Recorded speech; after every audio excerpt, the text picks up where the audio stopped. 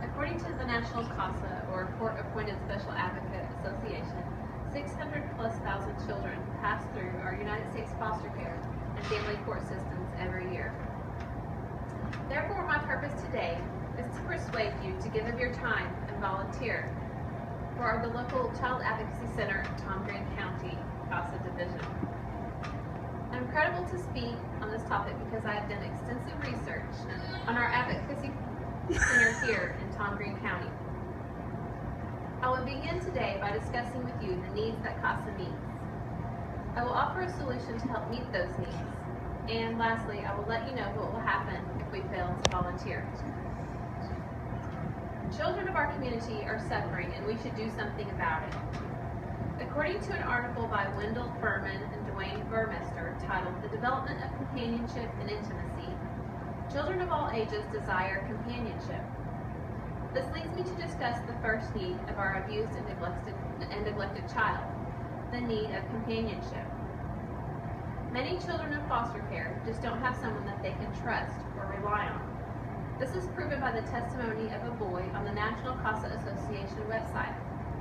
This 15-year-old boy that had been in foster care for 8 years without a CASA volunteer finally received a volunteer, and he made the statement that he could trust his CASA volunteer and had never been able to trust anyone.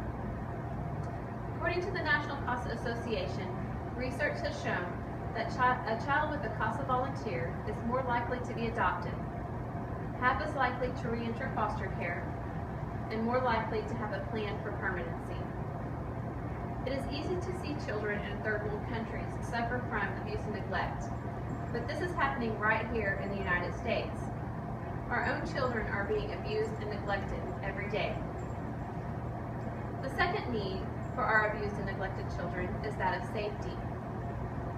According to a website titled childhelp.org, in 2012, state agencies identified an estimated 1,640 children who died as a result of abuse and neglect. That's between 4 and 5 children every day. Also, according to childhelp.org, the United States has one of the worst records among industrialized nations of child abuse and neglect. Many abused and neglected children are too young or too scared to speak up for themselves.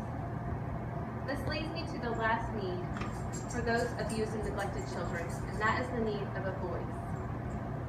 The Child Advocacy Center of Tom Green County reports that 49% of children in Texas foster care do not have a CASA volunteer to speak up for them. According to safehorizon.org, 25% of children who are abused are under the age of 3, and 45% are under the age of 5. They're just too young to speak up for themselves. So how do we provide companionship for these children? How do we keep them safe? And how do we be their voice all at the same time? You can sign up to be a CASA volunteer. If we fail to volunteer and take care of these children, then our present systems become overwhelmed. CASA uses ordinary people like you and I that are trained by a special court-appointed program. A CASA volunteer is appointed to an abused or neglected child's case. They then conduct a thorough investigation and provide an opinion to the court on the placement of the child. I have passed out a flyer that outlines the steps to becoming a CASA volunteer. If you will notice, it's a trifold. You can open it up and look on that middle section as well as the right section of that trifold. There are some bulleted points there. So in order to become a CASA volunteer, you have to, number one, undergo about 30 hours of a vigorous training and development program. Number two, you have to be 21 years old, pass a background check and an abuse and neglect registry check. Number three, you have to make a 12-month commitment to the program.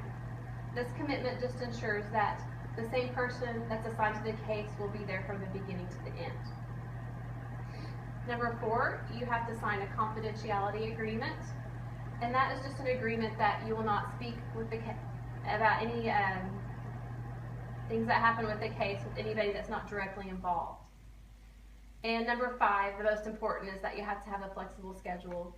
Most times they will call on you for these children in the evenings, in the weekends, and sometimes the holidays. According to the National CASA Association, the average child will spend about 2 years in foster care. If you choose to volunteer, you can do your part in providing a brighter future for these children and youth. You can save our youth from abuse and sometimes even death. If we do not take care of these children, they will get lost in our foster care system. They're just overwhelmed and overworked. According to the Tom Green County Child Advocacy Center, volunteering is very rewarding. These are the words of a volunteer from here in San Angelo. You start out to change a child's life and find that you've also changed your own. In conclusion today, I have explained to you the needs that the local CASA program meets. I've also explained how becoming a volunteer can help meet those needs. And lastly, I have explained what will happen if we do not rise up and take care of our children. Hopefully today, I have persuaded you to give of your time and volunteer for our local CASA program. Please do your part and make the difference by calling 325-653-HOPE, HOPE.